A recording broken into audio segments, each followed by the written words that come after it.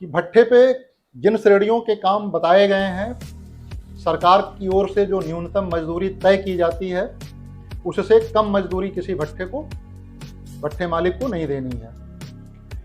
आज की डेट में जौनपुर का जो अनुभव बतलाता है, तो मजदूरी का रेट उससे अधिक है मार्केट में, जो सरकार द्वारा तय की गई मजदूरी है। तो भट्ठे पे काम करने वाले हर श्रेणी के मजदूर, फॉर एग्जाम्पल झोंकवा को 10,000 रुपये मिलना चाहिए, अगर 10,500 रुपये, तो आज के समय में वो 12,000, 14,000, 15,000 तक पा रहे हैं। तो न्यूनतम मजदूरी हर मजदूर को मिल रही है, क्योंकि मार्केट में उस रेट पे चल ही रहे हैं। मार्केट में उससे कम पे मजदूर अवेलेबल नहीं है, तो किसी मालिक के पास ये क्षमता नहीं है कि उससे कम रेट पे किसी मजदूर से मजदूरी करा ले।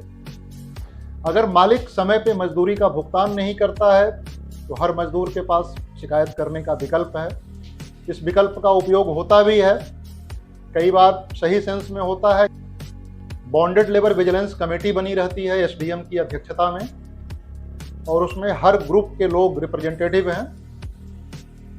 तो अगर बॉन्डेड लेबर से संबंधित किसी को कोई समस्या होती है, तो वो डीएम के यहाँ, एसडीएम के यहाँ, हमारे यहाँ कहीं भी शिकायत करता है, और उस शिकायत पे प्रॉपर जांच के बाद कार्रवाई होती है।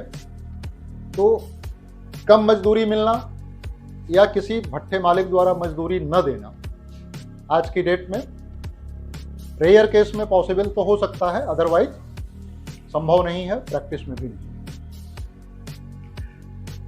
अब जो दूसरी समस्या है, दो प्रकार की, सामाजिक भी है और विधिक भी है, लीगल भी कह सकते हैं। भट्ठे पे बहुत सारे मजदूर, खासतौर से दो श्रेणियों के मजदूर, पथेरे और निकासी वाले, अपने परिवार के साथ काफी। तो परिवार के साथ अगर आ रहे हैं तो उनके बच्चे भी आते हैं, क्योंकि पत्नी भी आ रही है, पति भी आ रहा है। भट्ठों पे जो परिवार आता है उसको दोहरा नुकसान होता है। एक तो बच्चों से काम कराए जाने पे रोक है, तो उनके बच्चे काम नहीं कर सकते हैं, और दूसरा बच्चे अपने गांव को छोड़ करके आ गए हैं भट्ठे पे, तो भट्ठों की कंडीशन ऐसी होती है कि रेयर केस में आसपास स्कूल हो सकता है, अदरवाइज भट्ठे रिमोट एरियाज में होते हैं जहां आसपास स्कूल नहीं होते हैं। और अगर स्कूल हो भी तो न तो भट्ठे मालिक को इसमें इंटरेस्ट है और न बच्चों के माँ बाप को इंटरेस्ट है कि उनका बच्चा स्कूल में जाकर के पढ़े। तो बच्चों का जो नुकसान होता है पढ़ाई का, ये बहुत बड़ा दीर्घकालिक नुकसान है, और इसकी भरपाई उसके माँ बाप नहीं कर पाते हैं, हमारा देश भी नहीं कर पाएगा। और यही वजह है कि आज भी कई बार भट्ठों पे मैं किसी 12, 14, 15 साल के लड़के से पूछता हूँ, दस्तखत कर लोगे, तो वो मना कर देता है, मैं तो कभी पढ़ा ही नहीं। तो इसको रोकने की जरूरत है, और ये रोकना सिर्फ जागरूकता से संभव है। तो जब आप उनके माँ बाप को ये जागरूक करेंगे कि शिक्षा मौलिक अधिकार हो चुका है, 14 साल तक के बच्चों को पढ़ाई का सारा खर्चा, सारी सुविधा सरकार देती है, और तुम्हारा बच्चा कहीं भी पढ़ सकता है, तो बजाय उनको अपने साथ रखने के, और माँ बाप उनको साथ रखते हैं थोड़े से लालच में, बहुत क्लियरली बतला दूं, बच्चा पढ़ाई नहीं करेगा तो कहेंगे चलो ईंट को ही घुमाओ, या अरेंज करने में, ईंट की दीवार बनाने में तुम सहायता करो हमारी। तो माँ बाप को काम में थोड़ी सहायता मिल जाती है बच्चों से, लेकिन बच्चों का जो नुकसान होता है वो बहुत बड़ा नुकसान होता है। तो हमको इसके लिए जागरूक करने की जरूरत है। भट्ठा मालिकों से बिल्कुल एक क्लियर है, कानून है कि नाबालिग से काम कराया जाना भट्ठे पे किसी भी प्रकार का पूरी तरह से प्रतिबंधित है। तो अगर कोई बच्चा भट्ठे पे काम करता पाया जाता है तो बाल श्रम अधिनियम के अगेंस्ट भट्ठे मालिक के खिलाफ कार्रवाई होती है। बाल मजदूरी का कानून बहुत सख्त कानून है, और इसमें कम से कम 20,000 रुपए की पेनल्टी कोर्ट लगाता है, जिसको 50,000 रुपए तक बढ़ाया जा सकता है, और 6 महीने से 2 साल की जेल भी मालिक को हो सकती है, या अगर जज साहब खुश हो गए तो दोनों सजाएं एक साथ दे सकते हैं। लेकिन चूंकि अपने परिवार के साथ लड़के रहते हैं, तो ये बिल्कुल संभव है, या तो अपने माँ बाप की सहायता कर रहे हों, या रेयर केस में जो नया ट्रेंड मैंने देखा है कि लोडिंग अनलोडिंग के काम में बच्चों को लगाया जा रहा है, और वो लगाने का काम ड्राइवर करता है। वो क्या रहा है कि मालिक ने ड्राइवर को बोल दिया कि तुमको पर ट्रिप में इतने रुपए दूंगा, अब तुमको ईंट इतनी लोड करनी है, जिनकी किसी वजह से मौत हो गई, उनका परिवार अनाथ हो गया, या उनको ऐसी बीमारी हो गई कि वो किसी काम के लायक नहीं रह गए, या विकलांग हो गए हैं, चाहे जन्मजात हैं, तो विकलांगता की वजह से, किसी भयंकर बीमारी की वजह से, या मृत्यु की वजह से कई बार परिवार अनाथ हो जाते हैं, परिवार में छोटे बच्चे भी अनाथ हो जाते हैं, और इस समस्या की वजह से उन्हें काम काज करने के लिए बाध्य होना पड़ता है। होता है ना कि माँ बाप नहीं है साहब, क्या करें, काम कर ले रहा है, यही करता है, घर में यही है जो सबसे बड़ा है, बाकी इसके भाई और छोटे हैं। तो सरकार ने ऐसे बच्चों के लिए 2 स्कीम चलाई है।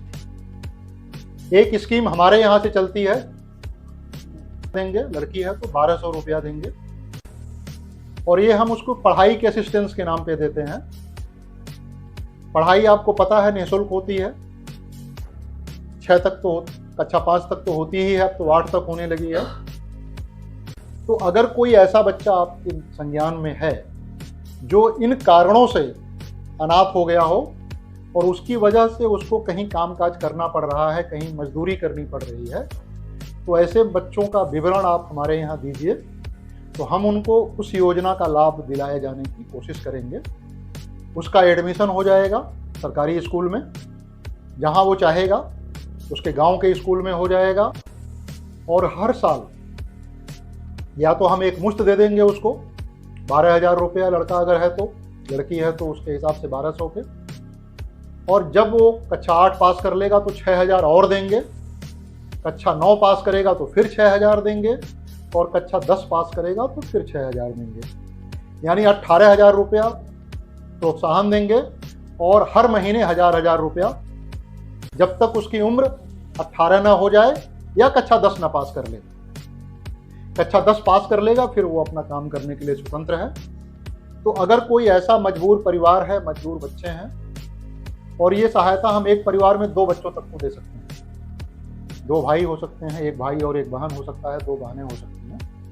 तो आप लोग अपने अपने गांव में जाइएगा, देखिएगा, अगर आपके गांव में कोई ऐसा अनाथ बच्चा है जो पढ़ नहीं पा रहा है, कहीं काम करने को बाध्य हो रहा है, तो उसका विवरण हमें दीजिएगा, हम उसको इस योजना से आच्छादित करेंगे।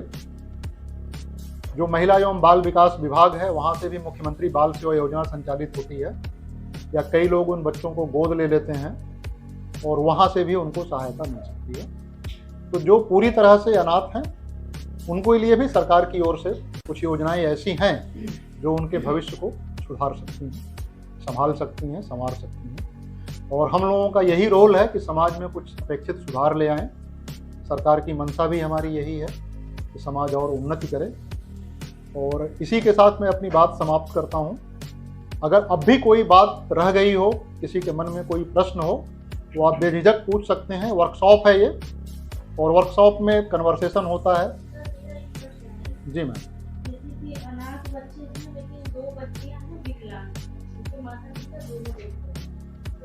तो अगर 12 साल होगा, एक 14-16 की होगी। हाँ, तो कोई बात नहीं, वो पढ़ने जा सकती हैं ना। तो मानसिक रूप से कम। देखिए, हम पढ़ाई के लिए देते हैं, हाँ।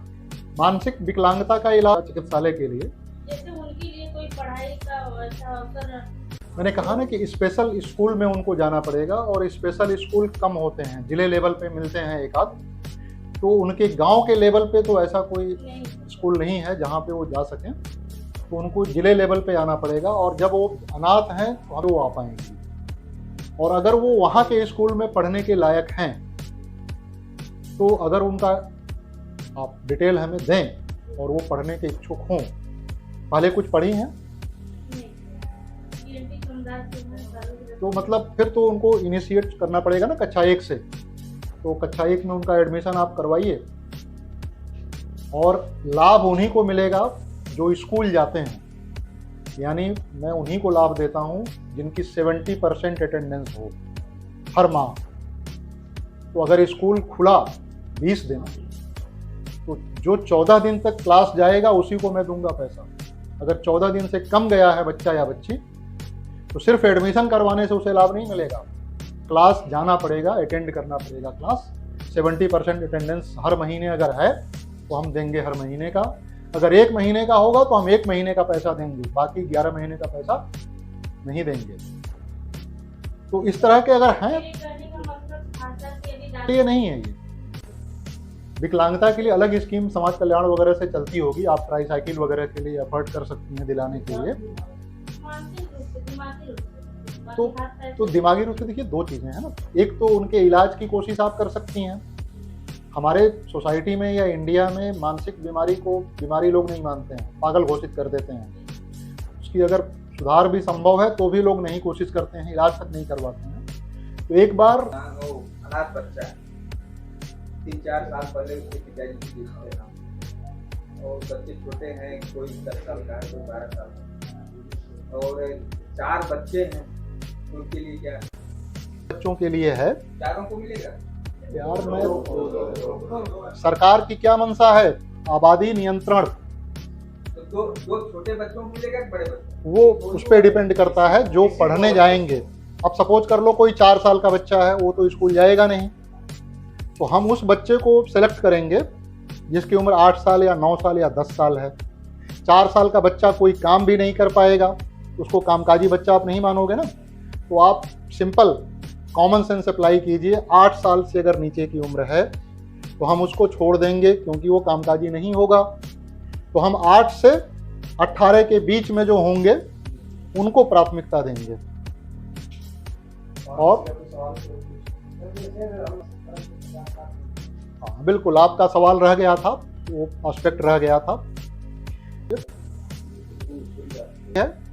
लेकिन बोर्ड ने साथ में पेनल्टी भी लगा दी है कि 1 साल के अंदर पंजीयन तुम्हें रिन्यूअल कराना चाहिए था, 1 साल हमने और तुमको छूट दे दिया। उसके बाद तुम आओगे तो 5 रुपया प्रति माह के हिसाब से दंड दो। तो अगर कोई बहुत लेट आएगा तो उसको पेनल्टी भी जमा करनी पड़ेगी रिन्यूअल फीस के अलावा। तो मजदूरों से बतलाइए कि समय पे अपना रिन्यूअल करवा लिया करें, तो आगे उसे कोई दिक्कत नहीं आएगी। पंजीयन करवाते हैं तो अब तो पंजीयन आधार कार्ड से होने लगा है। पहले बहुत सारे मजदूर वोटर आईडी कार्ड से अपना पंजीयन करवाते थे, तब आधार कार्ड कम बना हुआ था, या कोई और कागज ले आते थे।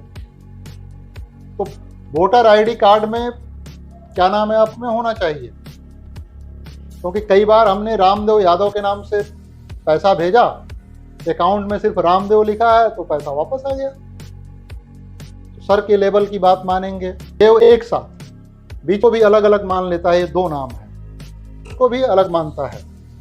तो जो आधार में लिखा, हमारे यहाँ जो पंजीयन हो दोनों में सिमिलरिटी होनी चाहिए। सजा याफ्ता मजदूर अगर मुजरिम है, सजा याफ्ता अगर कैदी है, तो उसको तो महिला एवं बाल विकास विभाग की योजनाओं का लाभ मिल सकता है, और अगर तो फिलहाल उसे कोई लाभ नहीं दिया जाता है। एक तो मजदूर यूनियन की बात करें तो मजदूर तो अपने संगठन को तो बना लिए हैं, और मुझे जो लग रहा है कि काफ़ी समय से मजदूर यूनियन के साथ में मजदूरों के लिए जो सरकार की योजनाएं चलाई जा रही है, मजदूर को भी उस तरह से यूनियन जो बनाए उनमें उतनी जानकारी का अभाव है। एक तो आज जो सर के माध्यम से जानकारी हम लोगों को मिला है, एक बहुत महत्वपूर्ण जानकारी है। उसके साथ साथ में एक तो बहुत बड़ी बात सर बताए हैं, एक तो विभाग के साथ मिस कम्युनिकेशन गैप एक बहुत बड़ा ये है कि जो मिस कम्युनिकेशन गैप के कारण जागरूकता का अभाव है, जिसके कारण मजदूरों को योजनाओं का लाभ नहीं मिल पा रहा है। इसके जो मजदूर यूनियन है, चाहे वो मनरेगा मजदूर के हों, ईंट भट्ठे मजदूर के हों, दिहाड़ी लेबर मजदूर के हों, जो अन्य प्रकार के भी मजदूर के यूनियन हैं, इनके कैसे संगठन में एक तो जागरूकता अभियान चलाया जाए, और जागरूकता के साथ में ज़्यादातर मजदूरों के साथ हम लोगों ने भी काम किया और देखा कि एक मजदूर अपनी मजदूरी छोड़ के भी कई बार योजनाओं का प्रयास किया और योजनाओं का लाभ किन्हीं कारणोंवश न मिलने के कारण उनमें हताश और निराश भी देखने को मिला।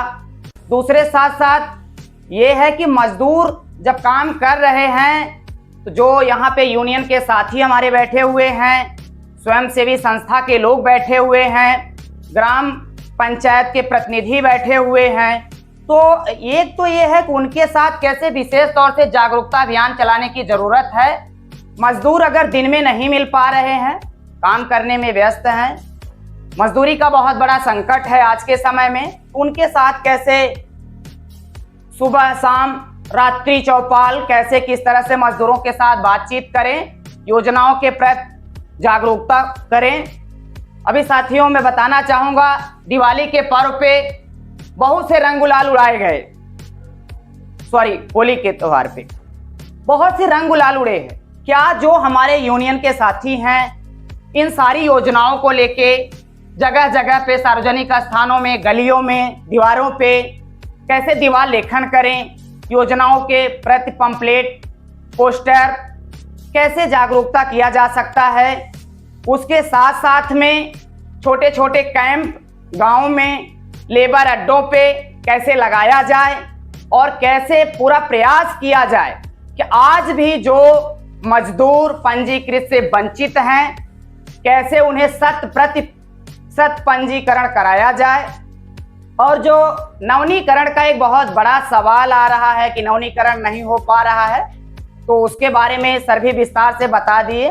कहने का ये आशय है कि वो चाहे पंजीकरण को लेके हो, चाहे नवीनीकरण को लेके हो, चाहे योजनाओं से जुड़ाव की बातचीत हो, वो कैंप लगा के और विभाग के साथ जो मिस कम्युनिकेशन गैप है कैसे वो जुड़ाव बनाएं, योजनाओं पे जानकारी रखें, विभाग से भी पंपलेट पोस्टर लेके जागरूकता का एक अहम भूमिका है हम सभी का, जिससे प्रत्येक मजदूर का पंजीकरण, नवीनीकरण और योजनाओं के लाभ से जोड़ा जा सकता है।